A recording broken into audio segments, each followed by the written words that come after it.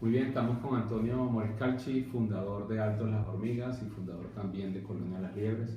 Gracias, Antonio, por tu tiempo. Muchas gracias por invitarme. Empezamos hablando sobre tu historia. Entiendo que eres ingeniero electrónico. Correcto. Y después decidiste conociste el mundo del vino, decidiste hacer vino de manera independiente en tu casa y que eres en Italia. ¿En qué parte de Italia? En Toscana. Yo vivo en Firenze, en Florencia, y mi padre tenía una tienda, o sea, mi madre todavía vive, de familia tenemos una finca en Montecatini Alto que está entre medio Florencia y Lucca. Sí. Y ahí comenzaste a hacer vino. ¿Cómo descubriste el mundo del vino? Desde los 17 años, mi padre, mi abuelo hacían vino como hobby, que mi padre era concesionario Fiat, ahí.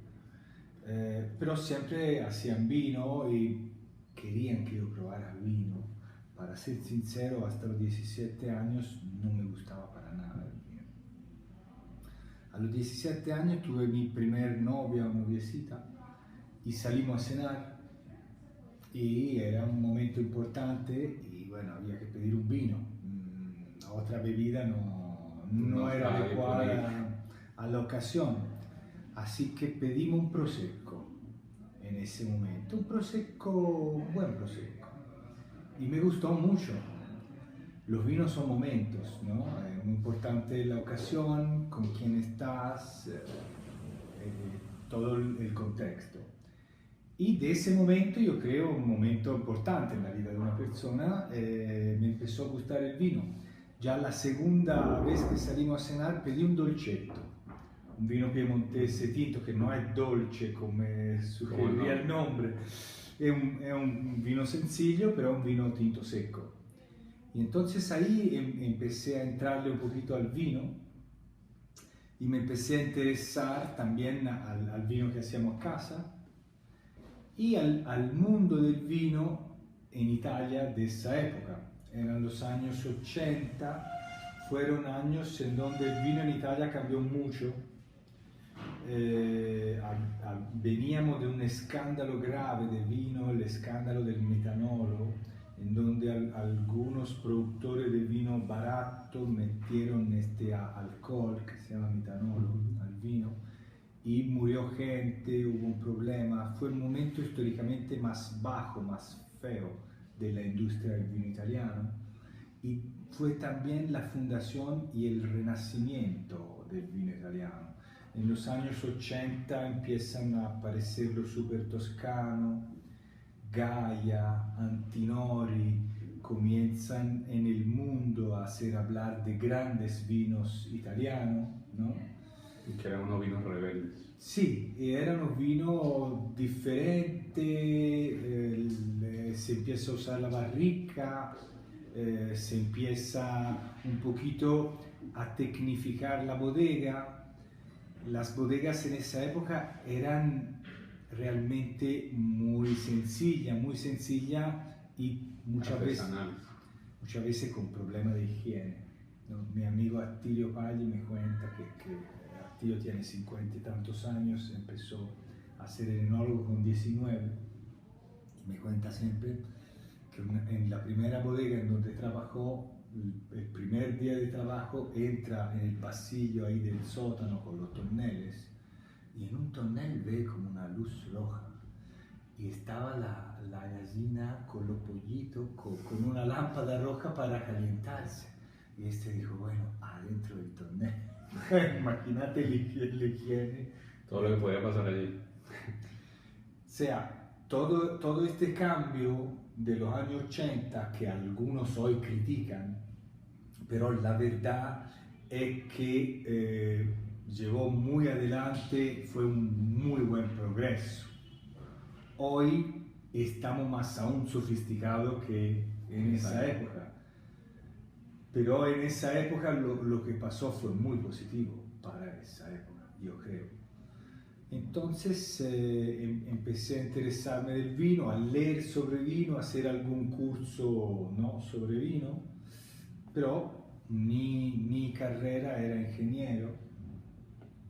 Mi padre siempre me dijo, trata de hacer algo en donde tú determinas la calidad del producto, del servicio o del producto. Que sea tu decisión, tu influencia, tu esfuerzo, hacer que la calidad del producto sea buena. Él era concesionario Fiat, mi abuelo era concesionario Fiat desde los años 20 en Italia, y había vivido una época en la cual la Fiat hacía autos muy buenos, y después una época en la cual la Fiat había hecho autos no muy buenos, y le había sufrido mucho por esto, que siempre había sido orgulloso de su trabajo, de su empresa, y el tener que vender un producto que no lo convencía había sido para él como una mancha en su vida, un momento en que no se había sentido cómodo y en que realmente no había tenido el gusto de trabajar como en el resto de su vida. Entonces me dio esta idea, este mandado de alguna manera, y ese discurso que en mi mente de la época me resonó, y siempre la he guardada y la he atesorada, porque creo que para ser feliz o para buscar cierta felicidad en la vida es importante que te guste tu trabajo, es importante que tú hagas algo que te retribuye no solo económicamente, que es muy importante la parte económica, pero también que estés conforme, ¿no? Que estés como cómodo en lo que haces y que tengas un cierto orgullo de tu profesión y del producto eventualmente que tú vendes o que tú produces, ¿no? Producto, servicio. Empecé a hacer un poco de vino en casa, pero en la época era un hobby, porque teníamos media hectárea y hacíamos vino por consumo propio, prácticamente, para regalarlo a los amigos. También hacíamos aceite de oliva. Y con el vino me gustó, el vino lo hacía yo prácticamente, hacía todo el proceso. Mi amigo Alberto Antonini, que es socio de Altos Las Hormigas, en aquella época, estamos hablando de hace casi 30 años, 28 años, me ayudó, me enseñó, y el vino que hacíamos en casa mejoró enormemente, ¿no? Mejoró muchísimo, pero me quedé con ganas, porque la viña era chiquita, porque no se podía aspirar a hacer un vino de guarda, un vino importante, se podía aspirar a hacer un buen vino, pero ya cuando uno entra, le entra el bicho, lo pica el bicho del vino, ya es como que querés ir más allá, ¿no? Y con Alberto hablábamos de hacer algo junto, hablábamos del sur de Toscana, en esa época la Maremma, etc., se hablaba de esta zona. Y después otro compañero, Attilio Pagli, también enólogo y también socio de Altos Las Hormigas, estuvo en Argentina llamado por una gran bodega de allá para intentar hacer variedades italianas, Sangiovese, etc. Y volvió y dijo, buah, Sangiovese no hay chance, pero tienen una uva que le da fantástico, el Malbec. Alberto también fue a hacer un semestre en Davis, conoció al hijo de Ricardo Santos, Patricio Santos, que venían de vender, creo, la bodega Norton, si no me equivoco, y Patricio también le hizo probar a Alberto un Malbec. Así que ya este Malbec de Mendoza era como que sonaba, y Alberto me dijo, ¿por qué este verano no vamos a ver la zona? Yo tenía 27 años, Alberto 35, éramos solteros los dos. Vamos, qué problema. Y fuimos 40 días, porque él justo estaba entre un trabajo y el otro, salía de Coldorcia a Montalcino y se iba a Antinori en ese momento, entonces tenía un tiempito. Fuimos a Mendoza y a Chile. Y Chile ya estaba moderno, de alguna manera. Argentina en esa época empezaba recién a acercarse al mundo, a abrirse un poco al mundo. Venía Argentina de los años de la dictadura, la enología se había quedado muy retrasada, el enólogo en Argentina en esa época era un enólogo de laboratorio, un enólogo que no salía al viñedo. Bata blanca. Que no degustaba el vino, hacía el análisis, si el análisis estaba bien, el vino estaba bien. Entonces traímos una visión diferente y también nos quedamos impactados con el Malbec y traímos la idea que la uva de Mendoza era el Malbec. Hoy se da por descontado. En 1995 ningún vino que en Argentina se mirara como vino importante era hecho de Malbec, no decía Malbec en la etiqueta, y la bodega más ambiciosa y con más estructura buscaban un Cabernet Sauvignon, con un cortecito de Malbec, esa era la idea. Fue revolucionaria nuestra idea de hacer una bodega solo con Malbec y apostar a que el Malbec pudiera ser realmente un vino que podía competir con los grandes vinos del mundo. El mundo del vino un poco avanzado en esa época eran poco profesionales y el éxito que tuvimos inmediatamente le metió como una chispa al sistema, como un incendio. Y la onda del Malbec se propagó y detonó de manera enorme, ¿no? En pocos tiempos tuvimos ya en el 99 tuvimos un puntaje de 91 con Robert Parker y se volvieron todos locos porque en esa época era ¿no? Un hito importante. Una cosa increíble, ¿no?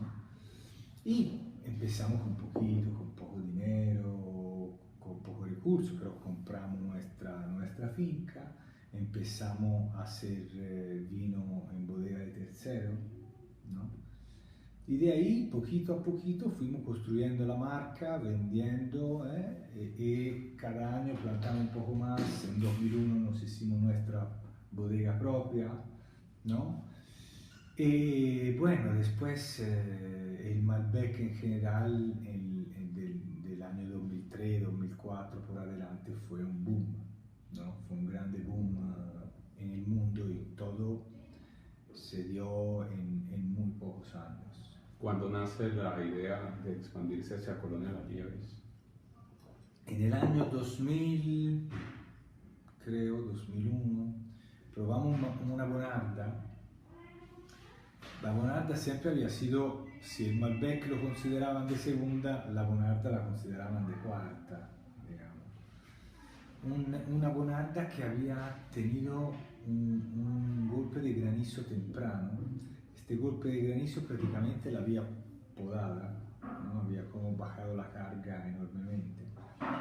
Y entonces había producido poquito la viña y la verdad que había salido muy rico vino. Nos gustó la idea que esta uva prácticamente no existía en ningún lado. En esa época todavía pensábamos que era la misma uva de la Bonarda italiana. Y nos gustó la idea de hacer una uva italiana, una uva que en Mendoza era la segunda más plantada. En aquella época quizá todavía la primera, la más plantada. Y rescatar algo que estaba como olvidado y menospreciado, ¿no? Era un poco como una misión, un desafío que nos gustaba.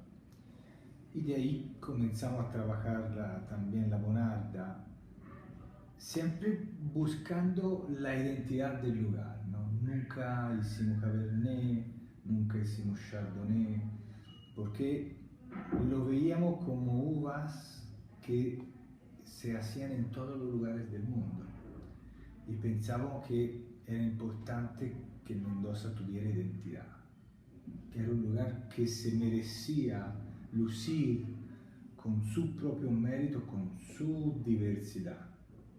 Y en esa época para nosotros el Malbec fue el concepto de diferenciación que le dio una identidad a Mendoza, ¿no?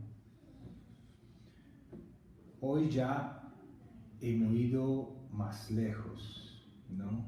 Hoy con el trabajo de terroir, con el trabajo sobre la zonificación, identificar las pequeñas zonas de Mendoza que tienen realmente algo por decir, una voz propia, bien marcada y de calidad superior, ya estamos como superando el concepto de la uva, nos hemos ido como un paso más adelante.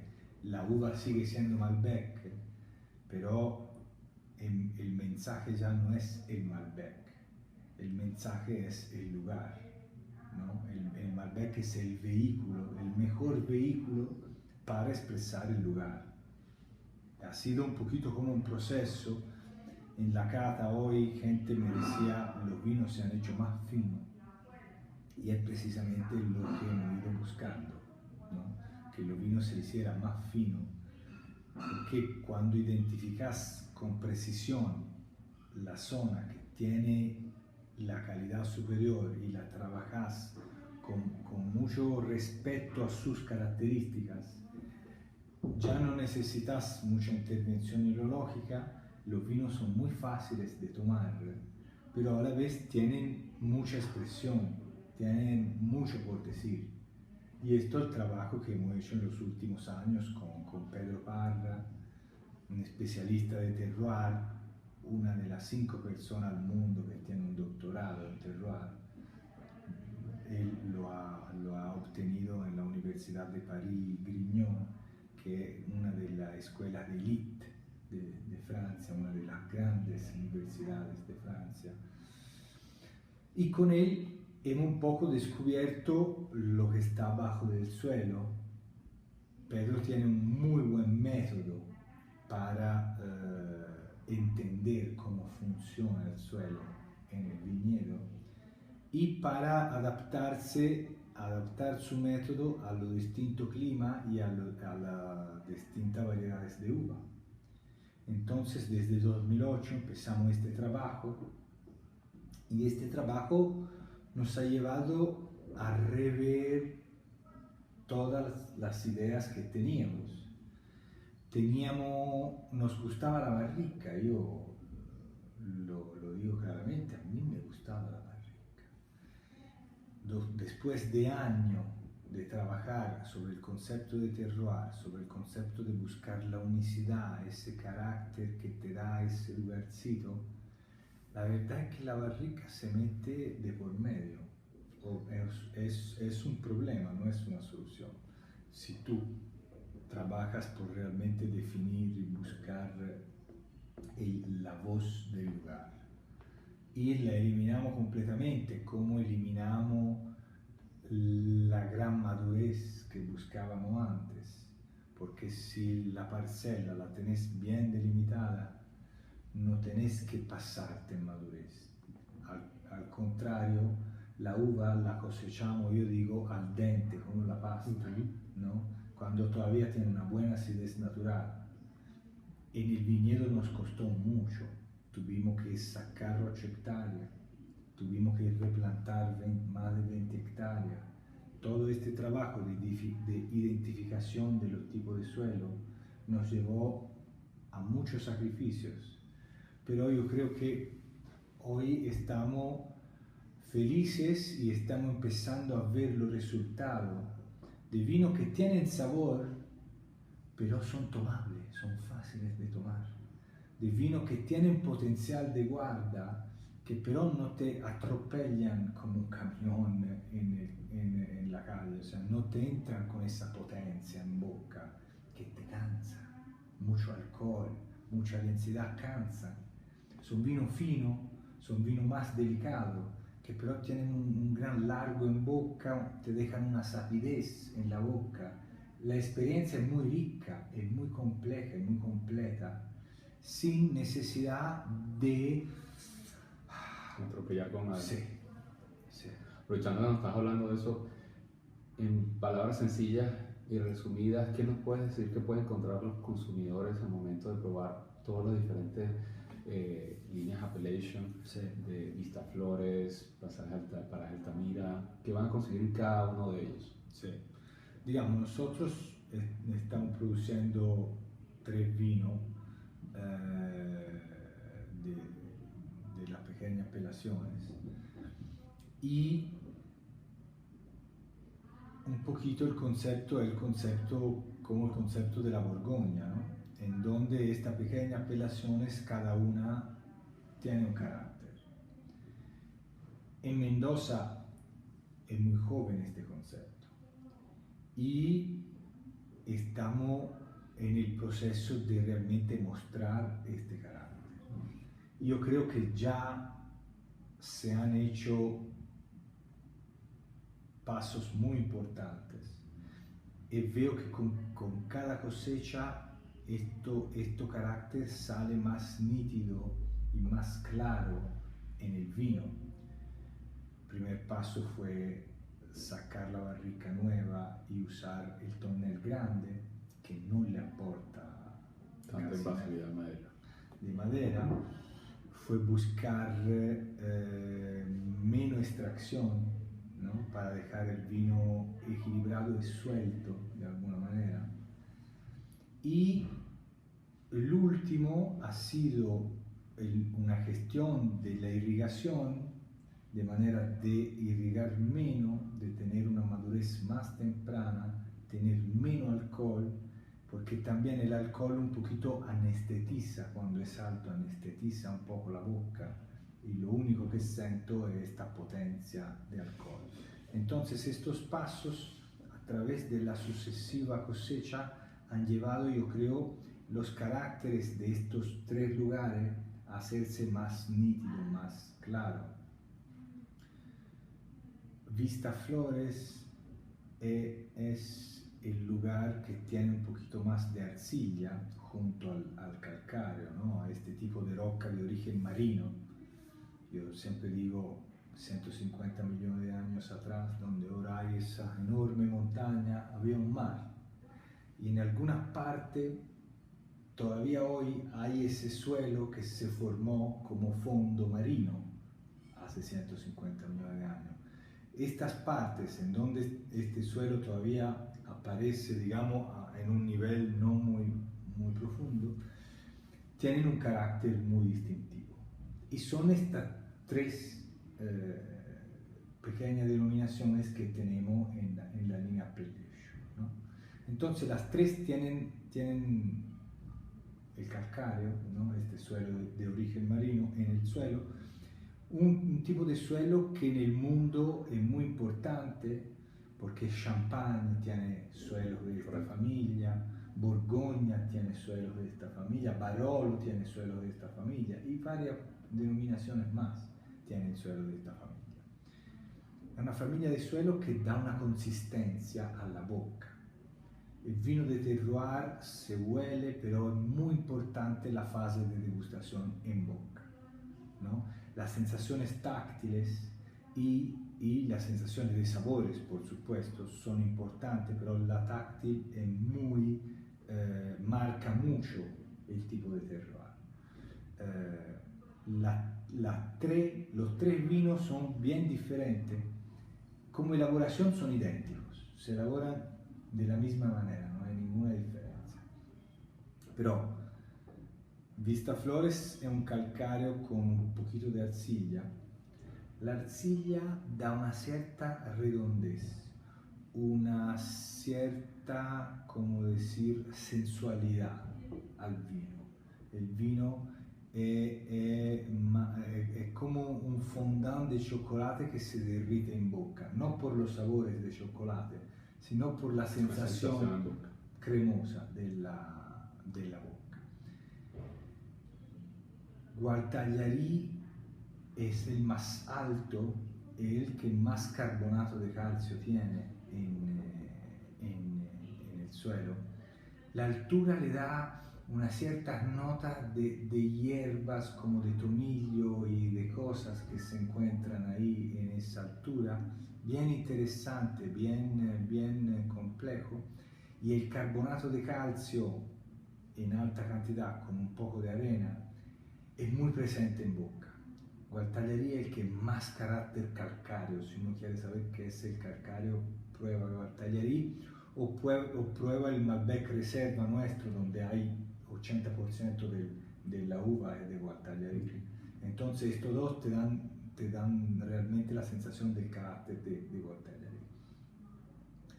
Altamira para mí es muy fino, que no tiene cero arcilla, es prácticamente calcáreo y vino.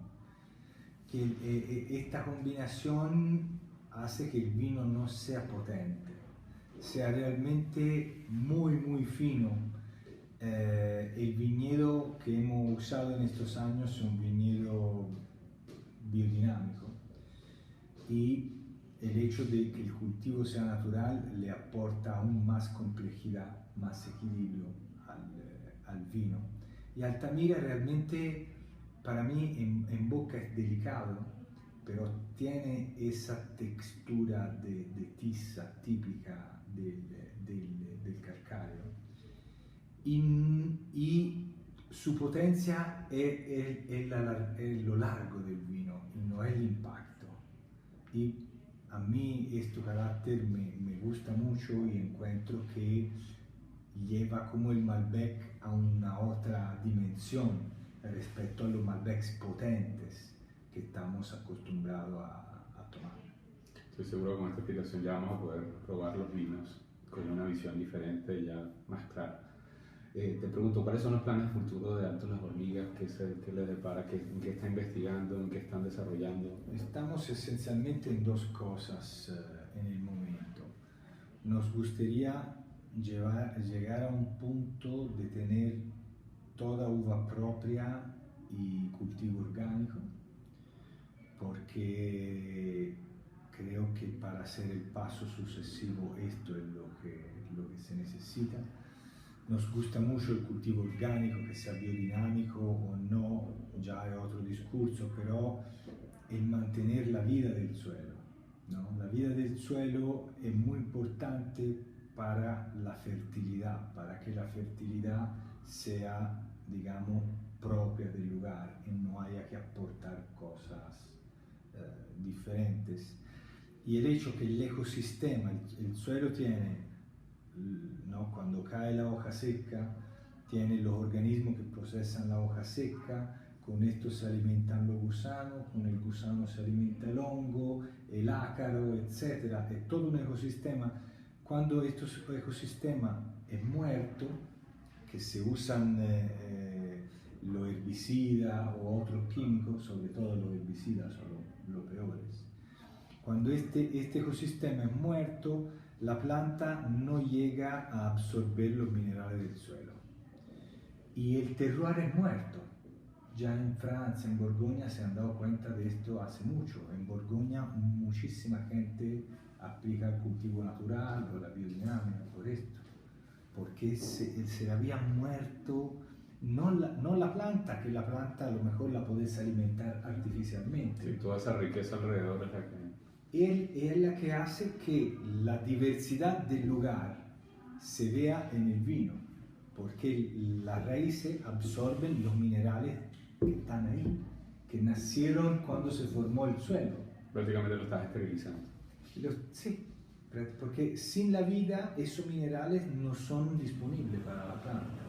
Entonces esto es para nosotros la dirección en donde estamos trabajando. Y también estamos trabajando en Cahors, en Francia, que es la zona de origen del Malbec, ¿no? Es interesante porque se conoce y se hace experiencia con la cepa en su lugar de origen, que es un lugar de origen medio olvidado y que en Francia es el vino casi más barato de Francia. Pero es la cuna del Malbec. Pero es la cuna del Malbec y es un gran terroir, realmente un terroir de grande calidad, un lugar realmente de grande calidad, en donde estamos aprendiendo muchísimo, en donde es muy lindo poder trabajar. Muy bien. Pregunta personal, para Sí. cerrar, ¿cuál sería el último vino que te tomarías y por qué? Ma digamos, el último vino tinto, digamos, que me tomaría sería un Borgogna. Si no hay problema de budget, me iría por un Musigny, ¿no? Mi ideal de vino es el vino que no tiene peso, casi no tiene peso en boca, pero que tiene un largo infinito. Quizá que nos mantenga en vida por un buen tiempo, si su largo es infinito. Buenísimo, buena respuesta. Gracias por tu tiempo, espero No, que sigas muchas disfrutando, gracias. visiten el país y esperamos que sea muy productiva. No, muchas gracias por la pregunta y por la posibilidad de estar contigo y estar en este espacio. Gracias.